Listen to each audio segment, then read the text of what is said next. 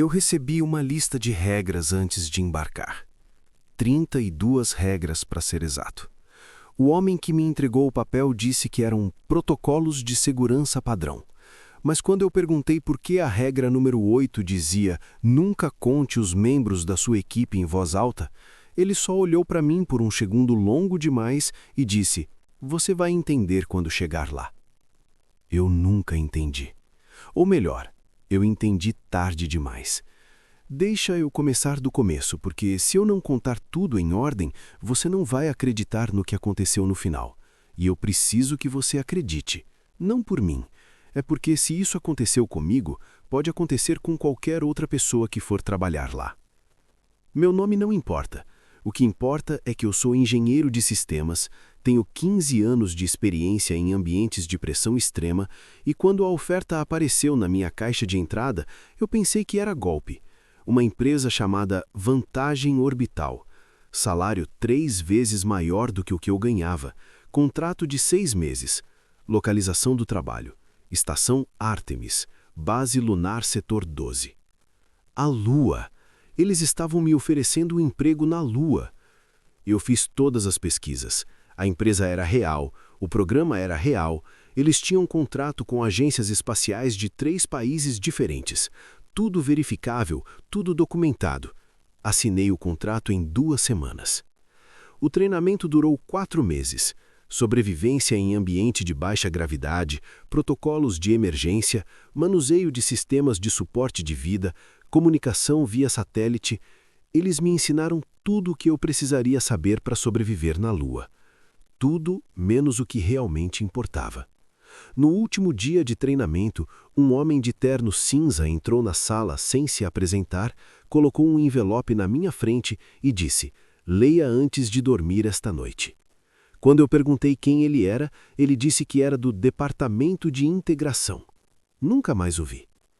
O envelope tinha 8 páginas, fonte pequena, espaçamento simples. Na capa, escrito à mão: Protocolos de adaptação. Estação Artemis. Confidencial. E ali começavam as regras. As primeiras eram normais, completamente normais. Usar sempre o traje completo fora dos módulos habitacionais, nunca se afastar mais de 200 metros do perímetro sem acompanhante, verificar os níveis de oxigênio a cada 45 minutos, manter comunicação com a base a cada hora durante excursões externas. Faz sentido, né? A Lua é um ambiente hostil. Essas regras poderiam estar em qualquer manual de segurança espacial. Aí veio a regra número 5. Se você acordar e o relógio do módulo mostrar um horário diferente do seu relógio pessoal, não comente com ninguém. Ajuste seu relógio pessoal para o horário do módulo e continue normalmente. Eu li 2 vezes. Pensei que era algum protocolo técnico sobre fuso horário ou sincronização de sistemas. Escrevi uma nota mental para perguntar sobre isso depois. Continuei lendo. Regra 6. Não fotografe a superfície lunar entre as coordenadas 47 norte e 52 norte sem autorização expressa do comandante de base. Isso inclui imagens acidentais. Regra 7. Se você ouvir sua própria voz sendo repetida no canal de comunicação interno, sua própria voz, dizendo coisas que você não disse, desligue o receptor por exatamente 3 minutos. Depois, ligue de volta. Não documente o ocorrido. Eu parei de ler. Fiquei olhando para essa regra por um bom tempo. Sua própria voz dizendo coisas que você não disse. Esse tipo de falha técnica existe. Ecos no sistema de comunicação, interferências de frequência, bugs de software. Eu me convenci de que era isso. Me convenci, fui dormir e na manhã seguinte embarquei para a Lua. A viagem durou 62 horas. Quando a base apareceu pela janela da cápsula, aquelas cúpulas de metal cinza espalhadas sobre a poeira lunar, eu senti aquela mistura de medo e maravilhamento que imagino que todo mundo sente. Aquilo era real. Eu estava realmente indo trabalhar na Lua. A equipe era composta de 6 pessoas, incluindo eu. A comandante se chamava Doutora Valéria, especialista em geologia lunar.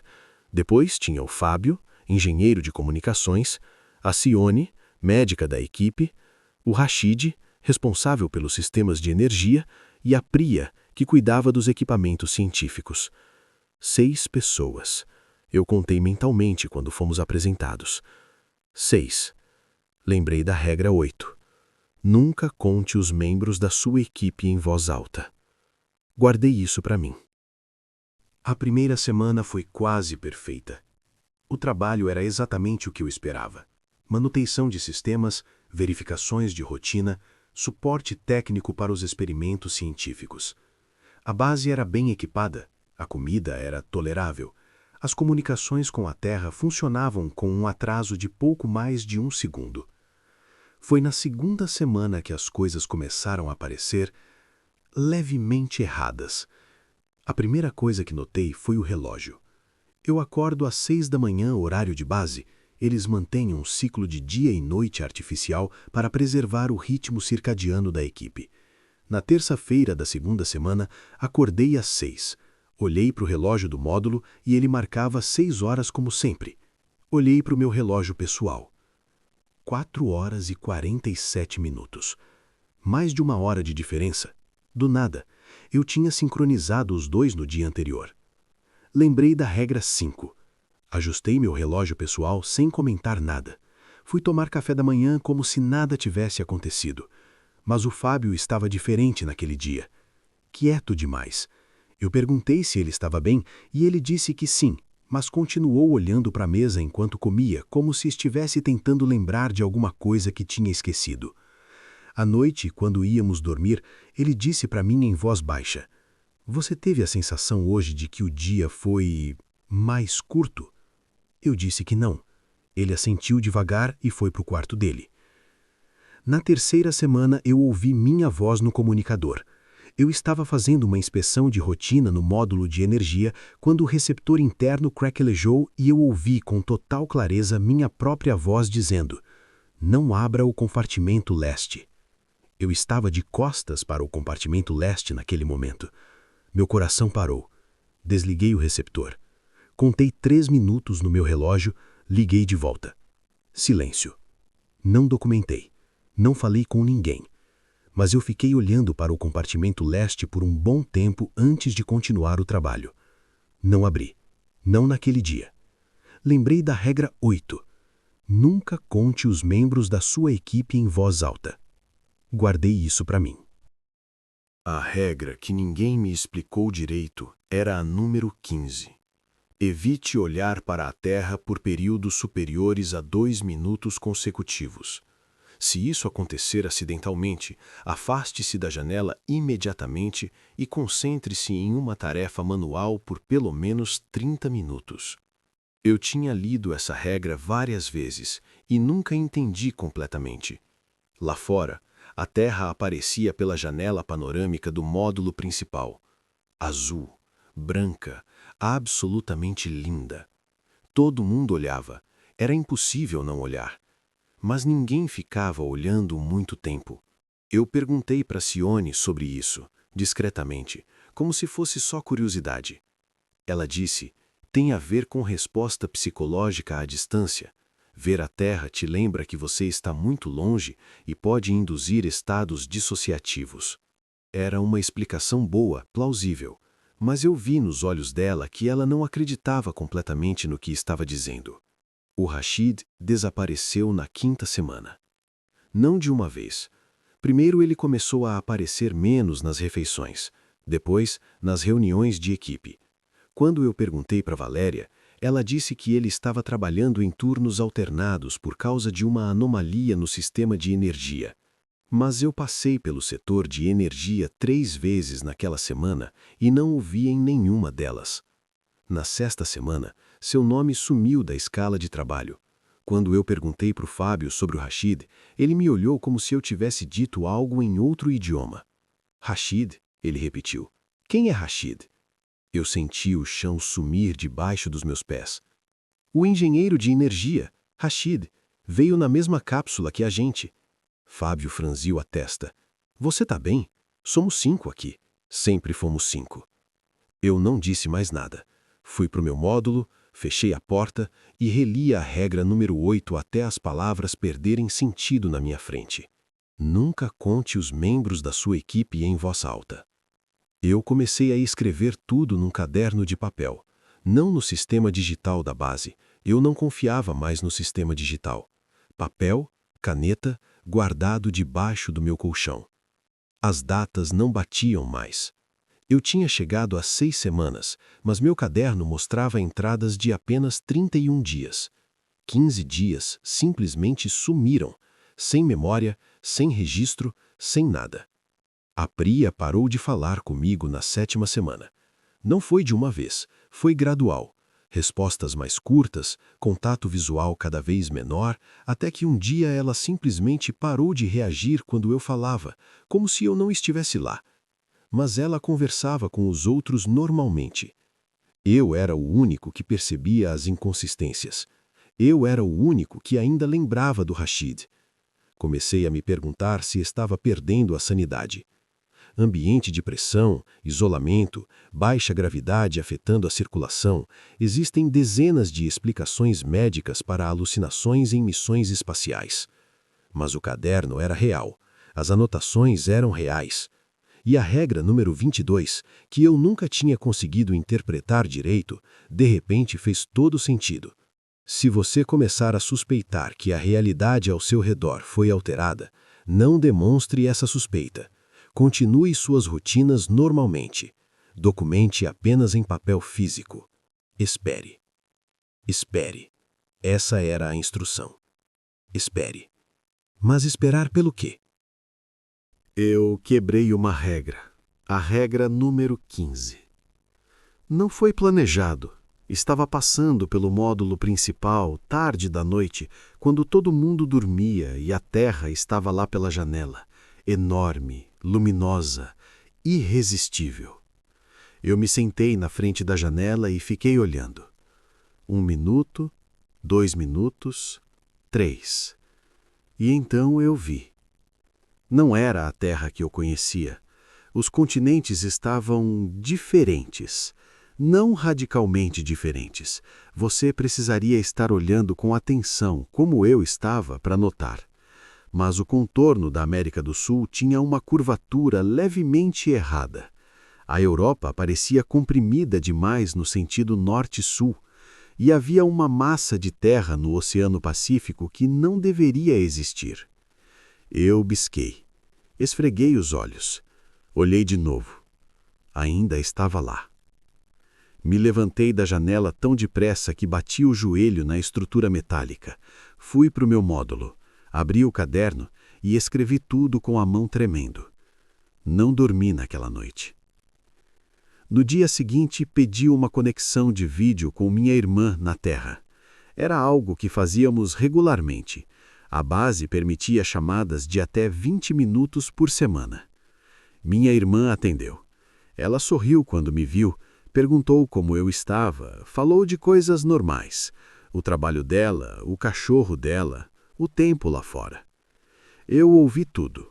Respondi normalmente, mas fiquei olhando para a janela atrás dela o tempo todo. A vista da janela da casa da minha irmã mostrava a mesma rua de sempre. Os mesmos prédios, as mesmas árvores. Mas o céu estava errado. Não a cor. A cor estava certa, azul, com algumas nuvens. Era a posição do sol. Era quase meio-dia no horário dela, mas o sol estava baixo demais, quase no horizonte, como se fosse final de tarde. Eu não disse nada. Fechei a conexão. E então peguei o caderno e escrevi a única conclusão que fazia sentido, a única que explicava os relógios desincronizados, os dias desaparecidos, o Rashid que ninguém lembrava, os continentes diferentes, o sol no lugar errado. Ou eu estou completamente louco, ou a Terra que eu estou vendo daqui não é a Terra de onde eu vim. Encontrei a resposta 3 dias depois, escondida num compartimento de manutenção que eu nunca tinha aberto. Não o compartimento leste, mas um no módulo de comunicações que estava lacrado com um cadeado simples que eu consegui forçar. Dentro havia um disco rígido portátil e uma carta. A carta não tinha assinatura, estava impressa em papel timbrado da vantagem orbital. Dizia o seguinte: se você está lendo isso, você quebrou uma das regras primárias. Lamentamos que tenha chegado a esse ponto. As regras existem para proteger você, não a base. O que você está vendo pela janela é correto. O que você acreditava ser seu planeta natal é uma reconstrução baseada nas suas memórias coletadas durante o treinamento. A perturbação cognitiva que você está experimentando é temporária e esperada. Você não foi contratado para trabalhar na Lua. Você foi contratado para nos ajudar a entender por que os outros pararam de funcionar. Não tente entrar em contato com a Terra real. Você não tem como alcançá-la a partir daqui. Continue seguindo as regras restantes. É a única coisa que ainda pode te manter inteiro. Eu li a carta 4 vezes. Depois olhei para o disco rígido. Conectei no meu terminal portátil. Havia um único arquivo.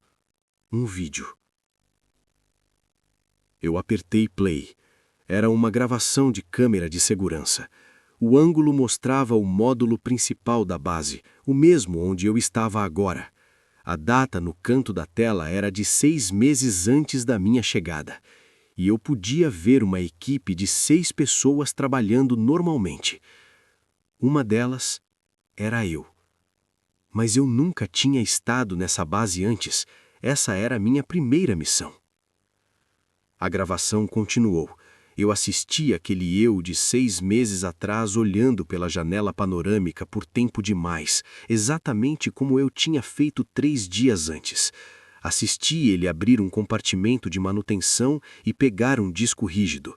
Assisti ele conectar ao terminal portátil. E então a gravação cortou. E o módulo ficou vazio. Os 6 deles simplesmente sumiram, num único frame. 6 pessoas e no frame seguinte, ninguém. Eu fechei o arquivo, olhei para minha volta. O módulo estava silencioso. Fui até a janela panorâmica. A Terra estava lá, azul e branca e linda. E enquanto eu olhava, pela primeira vez desde que eu tinha chegado, me ocorreu uma pergunta que eu nunca tinha me feito antes. Por que, em 6 semanas, eu nunca tinha visto nenhuma luz artificial no lado noturno da Terra? Nenhuma cidade, nenhuma costa iluminada, nenhum sinal de que bilhões de pessoas viviam lá embaixo. Só escuridão. Do lado noturno, era só escuridão completa. Eu fechei os olhos. Respirei fundo. Abri os olhos de novo. E do corredor atrás de mim, eu ouvi passos. Eram 6 pares de passos. Mas na base, naquele momento, só deveria haver 5 pessoas além de mim. Eu não me virei. Não porque estava paralisado de medo, embora estivesse. Mas porque a regra número 32, a última, a que eu nunca tinha conseguido entender o que significava, estava agora absolutamente clara na minha cabeça. Se você ouvir mais passos do que pessoas na base, não se vire. Olhe apenas para frente, feche os olhos e lembre-se: quem quer que esteja atrás de você não é o que parece. Nunca foi. Os passos pararam. Alguém ficou de pé atrás de mim. E eu ouvi uma voz, minha voz, dizendo em voz baixa, bem perto do meu ouvido: você deveria ter parado na regra número 8. Se você gostou dessa história, deixa o like e se inscreva no canal.